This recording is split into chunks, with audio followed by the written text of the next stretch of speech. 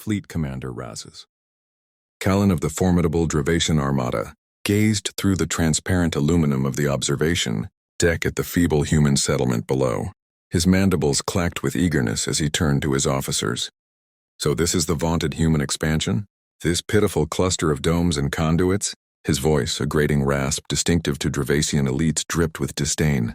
Absurd. For decades, we've skirted direct confrontation with these beings because our intelligence suggested they posed a threat. Lieutenant Vex Morith, adjusting her tactical visor with a hint of unease, spoke up. Commander, our reports confirm this is merely an outpost. The settlement, known as New Hope in their transmissions, houses roughly 2,000 humans. New Hope? Razkalon's laugh was a harsh metallic grind. Let's show them how swiftly hope crumbles. Ready the assault teams. I want boots on the ground in 20 minutes. The bridge of the Dravatian warship buzzed with activity as warriors prepared for what seemed destined to be their simplest conquest yet, number 374 in the storied annals of the Dravatian Empire. Tactical Officer Brax Muller approached, clutching a data tablet.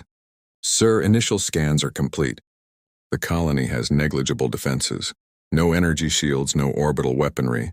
Just a small security force with basic projectile arms. Perfect. Razkalon's 6 eyes gleamed with malicious glee. Inform all commanders we take this colony intact.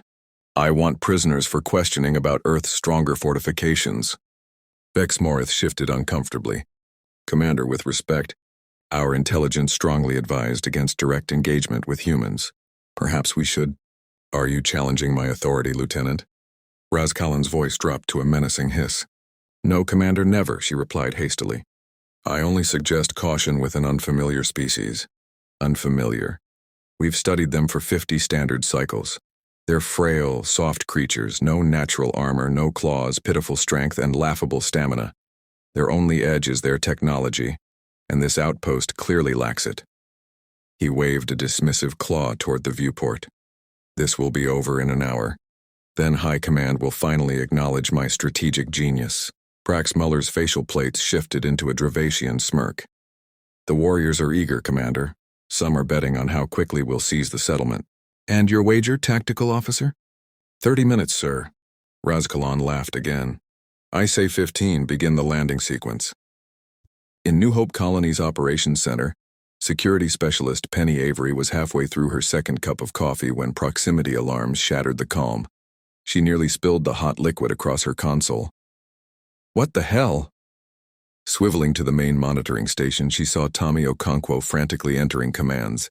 Multiple unidentified vessels entering the atmosphere, Tommy said, his voice steady despite the blaring alarms. Large ones.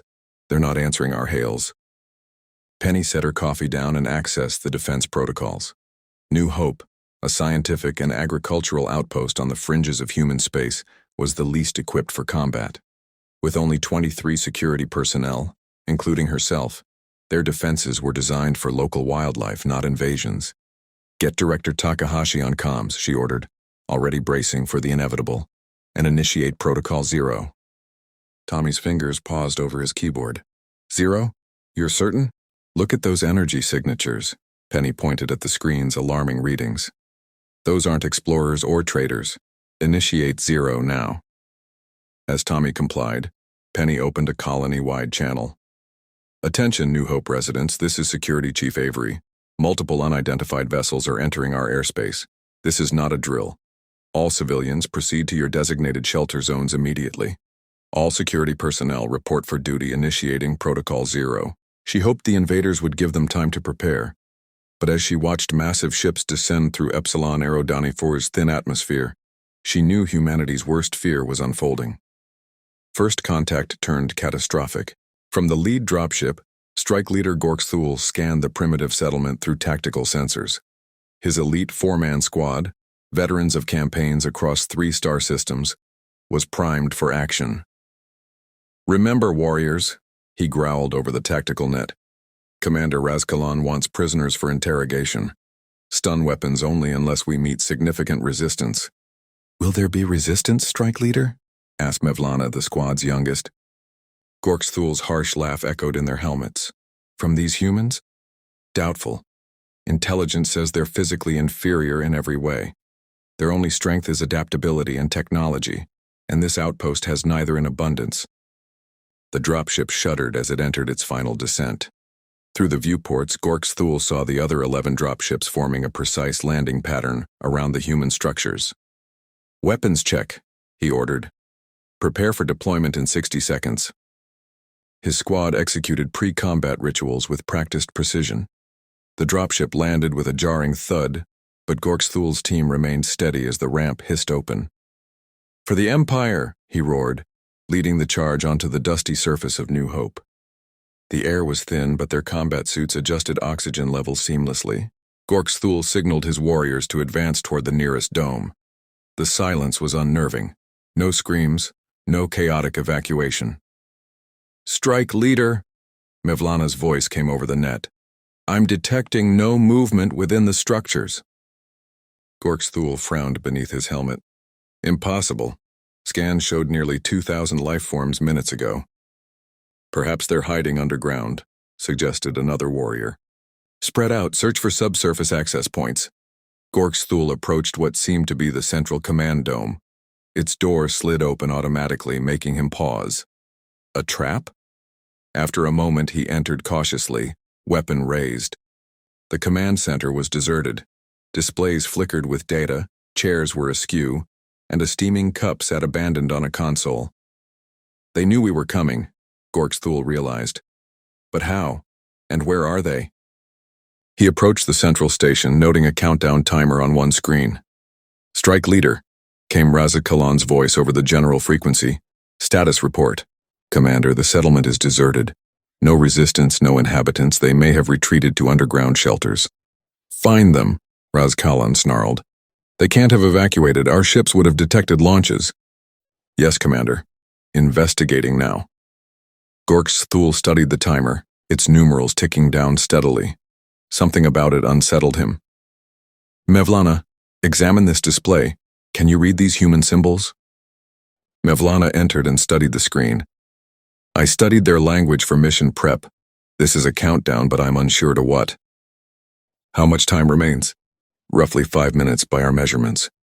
Gork's Thule's unease grew. "Contact the other teams. Have they found humans or subsurface access?" As Mevlana complied, Gork's Thule explored the command center. At a communication station, a message glowed prominently. "Mevlana, read this." She leaned closer. It says, "Thank you for activating Protocol 0. Countdown initiated. Please evacuate to a minimum safe distance of 500 kilometers. Have a nice day."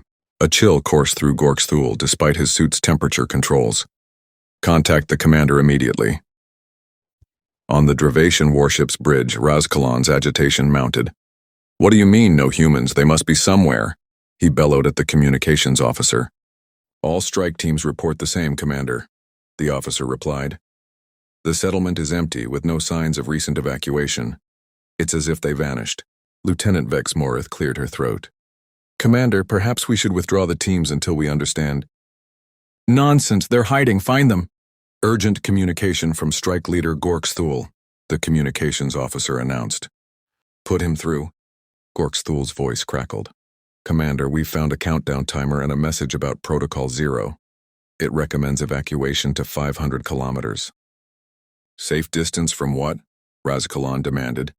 "Unknown, Commander, but I advise immediate withdrawal based on the human message." "Absurd. Continue the search." "Commander," Vex Morith interjected. "Sensors detect rising energy readings throughout the settlement." Before Raz Kalan could respond, Brax Muller shouted, "Commander, multiple objects launching from hidden silos around the settlement." "Defensive weapons?" Raz Kalan strode to the tactical display. "No, sir, they're small automated vessels, dozens of them on various vectors." "Shoot them down!" "They're not targeting us, Commander. They're leaving the planet." Vex Morith's voice tightened. "Commander, I strongly recommend withdrawing our ground forces and leaving the system." Raz Kalan snarled. "We are Dravaks. We don't retreat at the first hint of the unexpected." "Commander," the sensor operator's voice rose to a shriek. "Energy readings are critical. They resemble our fusion cores just before detonation." Raz Kalan felt a pang of fear. "Recall all ground forces immediately." "The countdown has reached 0, Brax Miller reported, his voice eerily calm. For a moment, nothing happened. Then the viewport blazed with light as the human settlement erupted in synchronized explosions. From orbit, fleet observer Zatarik watched in horror as New Hope became a roiling fireball. The tactical display showed all 12 dropships vaporized, along with their warriors. The explosions spread, following underground conduits and infrastructure in a calculated pattern. "By the Ancient Ones," Zatarik whispered as the command channel filled with panic. Razkalan's flagship maneuvered frantically to escape the destruction, but the small automated vessels launched moments earlier now accelerated toward the Dravatian fleet.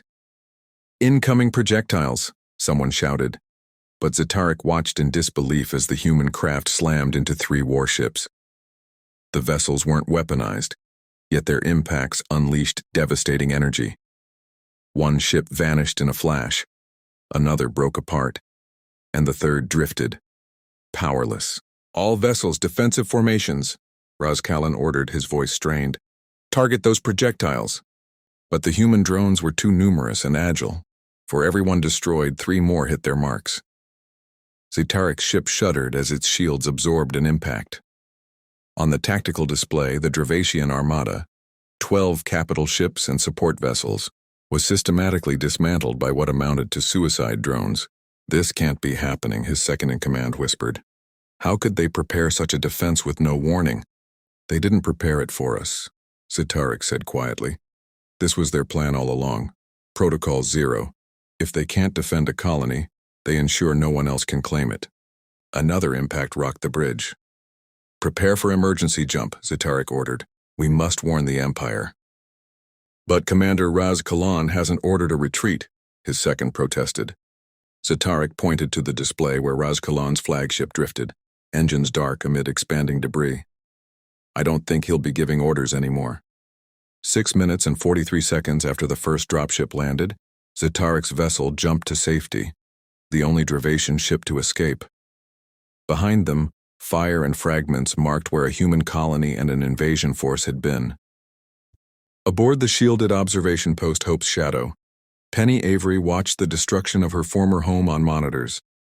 Beside her, Director Takahashi's face was stoic, though his hands trembled slightly. "Protocol 0 executed successfully," Tommy Okonkwo reported. "Hostiles neutralized. 76% of automated response vessels reached targets." "And our people?" Takahashi asked. "Full evacuation confirmed," Tommy said with relief. "All escape pods launched and are en route to the rendezvous. All colonists accounted for." Penny exhaled. "So we lost everything except what matters most." Takahashi nodded. "New Hope was just structures. We can rebuild. Our people are safe." "One hostile vessel escaped," Tommy noted. "A small corvette jumped to FTL before our responders could intercept." "Good," Takahashi said, surprising them. "We need someone to carry word back to whoever sent them. Let them know what happens when you attack humanity's weakest colony." Tommy checked his chronometer. Total engagement time, 7 minutes, 12 seconds. Penny laughed without humor. "Shortest war in human history, I bet." "Not a war," Takahashi corrected. "A lesson. And given their technology, it's one that will spread quickly." On the monitors, the fires faded in the vacuum, the debris of alien ships and New Hope dispersing. Protocol 0, a self-destruct system built into every human colony since first contact protocols 50 years ago, had worked perfectly. "Begin transmissions to Earth Command," Takahashi ordered, "and prepare the backup colony modules. Once it's safe, we rebuild. Same location." "Same location?" Penny asked. Takahashi nodded. "But this time we'll have something new, a reputation." High Admiral Drav Zoran of the Imperial Dravatian Navy fixed fleet observer Zatarik with a piercing stare. His 6 eyes narrowed. The Grand War Chamber was silent as the admirals absorbed the catastrophic report. "Let me clarify," Drav Zoran said softly. "Commander Razakalan led our finest battle group to conquer a minor human colony, and in 7 minutes and 12 seconds, we lost 11 capital ships, 12 troop carriers, and over 7,000 warriors." Zatarik stood rigid. "Yes, High Admiral, I am the sole surviving command officer." Admiral Peksa Volak leaned forward. "You say they had no warships, no defense platforms, just a self-destruct system and automated drones?" "Correct, Admiral. They sacrificed their colony to annihilate our forces. Murmurs rippled through the chamber. Sacrificing territory was unthinkable to the Dravaks, whose empire spanned 3 galactic arms. These humans are either mad or follow a logic we cannot grasp, declared Admiral Krav-Zentley.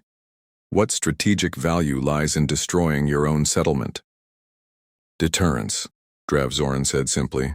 They've shown that even their weakest outpost exacts an unbearable cost. We've lost fleets before, Pex Volak objected. The Empire doesn't yield to threats.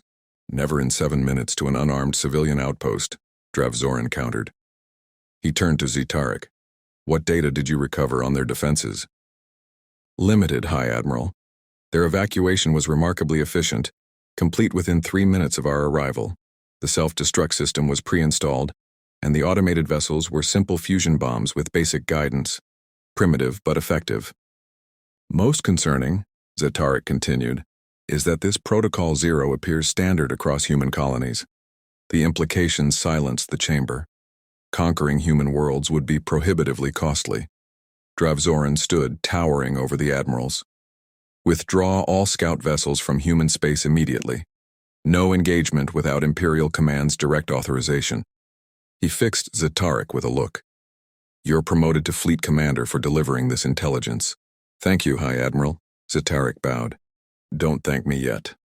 Drav-Zoran's mandibles clicked with faint amusement. Your first task is to initiate diplomatic contact with these humans. We must understand them before acting further. 6 months later, the reborn Phoenix Hope colony mirrored its predecessor, save for a metallic obelisk in the central plaza. Director Takahashi stood before the gathered colonists, his hand on the monument. Penny Avery and Tommy Okonkwo stood with the security team. Today we dedicate this memorial, Takahashi began. Not to mourn loss, for we lost only structures, but to honor what we achieved in 7 minutes and 12 seconds. New Hope showed humanity's core strength, adaptability. The crowd nodded solemnly. They had returned to rebuild where they'd unleashed nuclear fire to deny invaders a foothold. Some question returning here, Takahashi continued. But retreating isn't our way. We learn, adapt, and prepare. Since the Dravation encounter, Protocol Zero had been enhanced across human colonies. Evacuation times were cut. Defenses bolstered. Takahashi activated a holographic display on the monument, showing the names of all present during the 7-minute war. Our greatest victory wasn't destruction, he said softly, but the message humanity won't be conquered, we're prepared. A communications officer whispered to Penny, who relayed the message to Takahashi. He nodded sharply. Citizens of Phoenix Hope, he announced. A Dravatian diplomatic vessel has entered our system under a truce flag. Earth Command has authorized talks here, at the site of our encounter. Nervous murmurs spread. This isn't cause for alarm, Takahashi assured. It's validation. The Dravatians learned humanity isn't to be trifled with. They come to talk, not conquer. This is our victory. Fleet Commander Zetarik felt uneasy as the diplomatic shuttle descended toward Phoenix Hope. The colony was nearly identical to the one his people had attacked, down to the dome layouts. Ambassador Trelvox, engrossed in cultural briefings, muttered, Fascinating species. Their weaknesses drive extraordinary planning. Is that your diplomatic take? Zetarik asked dryly. Would you rather I say they terrify the admirals by blowing themselves up to avoid conquest? Trelvox's faceplates shifted in a shrug. There's something admirable here. They named this colony Phoenix Hope, after a mythical bird that rises from its ashes. Apt, no? Zetarik hadn't considered the metaphor, too focused on humans who treated self-destruction as routine. The shuttle landed near the colony's center, where a human delegation waited, including a familiar figure from intercepted transmissions. Remember, Trelvox said, the Empire authorizes significant concessions for a non-aggression pact. We avoid conflict with humans for now. The mighty Dravation Empire cowed by an 8-minute skirmish, Zetarik muttered. Not cowed, educated, Trelvox corrected. As the ramp extended, Zetarik felt the weight of this historic diplomatic mission. Penny stood behind Takahashi, her hand near her sidearm. a signal to the Dravation security detail. Let them know humans stayed vigilant. The lead alien, a robed diplomat, was flanked by the commander of the escaped vessel. "Welcome to Phoenix Hope," Takahashi greeted using Earth's new xenolinguistic protocols. "I'm Director Akira Takahashi, Colony Administrator." "I'm Ambassador Trelvox of the Dravation Diplomatic Corps," the alien replied in fluent English. "We thank you for hosting these talks." Takahashi nodded. "We prefer peace when possible. Follow me to our conference facility." As they walked, Penny noted the Dravasians' nervous glances, likely wondering about hidden self-destruct systems. She hid a smile. Let them wonder. At the circular conference table, Trelvox was direct. "Director, the Empire acknowledges the misunderstanding 6 months ago. Commander Raz Kalon acted without authorization." Attempted being the key word, Penny thought grimly. Takahashi remained neutral. "We appreciate the clarification, but what constitutes proper authorization for such an action?" Trelvox shifted uncomfortably. "The Empire has revised its expansion policies. We seek a formal boundary between our spaces, with protocols for contact and communication." "You no longer wish to conquer our colonies," Takahashi said bluntly. "Our priorities have shifted," Trelvox replied diplomatically. Commander Zatarik leaned forward. "The Empire respects your determination, though we find your methods unconventional." "Is that why you're here?" Penny asked. "Respect?" Zatarik's eyes fixed on her. "We're here because you taught us to know our enemy before engaging." "We need not be enemies," Takahashi interjected. "Earth seeks only to protect its colonies and expand peacefully into unclaimed systems." Trelvox nodded. "These goals align with Imperial interests. We propose a treaty establishing a neutral zone and protocols for disputed systems." Negotiations delved into boundaries, communications, and trade. Penny noticed the Dravasians' cautious respect, as if handling volatile explosives. After talks, Takahashi invited them to tour the colony. Trelvox accepted eagerly, Zatarik reluctantly. Walking through hydroponics and labs, Penny found herself beside Zatarik. "You were there," she said, "during the attack." "I observed from orbit," he replied. "I saw your colony become a weapon. My comrades perish in fire and vacuum, tactics we weren't prepared for." "Protocol Zero was a last resort," Penny said. "We never wanted to use it. Yet you were ready," Zatarik noted. "Your history is violent. You fought each other endlessly, forcing rapid development of aggressive and defensive technologies. You imagine every possible attack because you've likely faced it from your own kind." Penny laughed. "Your analysts aren't wrong. Humans were our own worst enemies until we reached the stars. Now we're mostly united." "That makes you dangerous," Zatarik said. "Not because you're strong or advanced, but because you think like predators, even as prey." They reached the memorial obelisk. "The names of those in the 7-Minute War," Penny explained. "All 2012 colonists present that day." "No battle," Zatarik said, confused. "You evacuated." "The evacuation was the battle," Penny replied. "Every escape was a victory. Every wired structure was a weapon. We didn't aim to win by fighting, but to make victory too costly for you." Understanding flickered in Zatarik's eyes. "Your first rule of warfare: if you can't win, ensure your enemy loses." 2 days later, the Dravation shuttle lifted off. From the command center, Takahashi and Penny watched it ascend. "Will they honor the treaty?" Penny asked. "They'd be fools not to," Takahashi said. "They underestimated us, now they know what they're dealing with." "And what's that?" "A species that lost its natural weapons eons ago and compensated by mastering artificial ones, turning vulnerability into strength." Tommy approached with a tablet. "Earth Command approved the treaty. The neutral zone is set and 3 new colonies will be established on our side within a year." "Provocative?" Penny raised an eyebrow. "Reassuring," Takahashi corrected. "We trust the treaty, and if it fails—" "Protocol Zero," Penny finished, "with improvements." Tommy nodded. "Earth Command was impressed with our 7-minute response. New colonies will execute it in 5 minutes or less." Takahashi turned from the viewport as the Dravation shuttle vanished into FTL. "Adaptability is our strength, Penny. We lost nothing vital.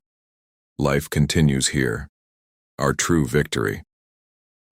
In the darkness between stars, Captain Liz Vaden of the Ether Confederation studied sensor data aboard her organic, sea creature-like vessel. So it's true, she murmured.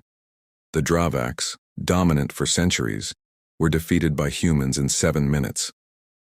Intercepted communications confirmed they destroyed their own colony to eliminate the invaders, her executive officer reported.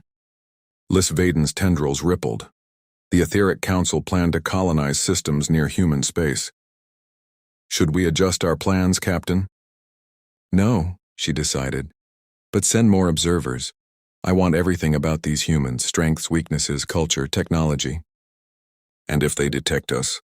Engage diplomatically immediately. We won't repeat the Dravation mistake of assuming superiority. The officer nodded. The Council will be intrigued.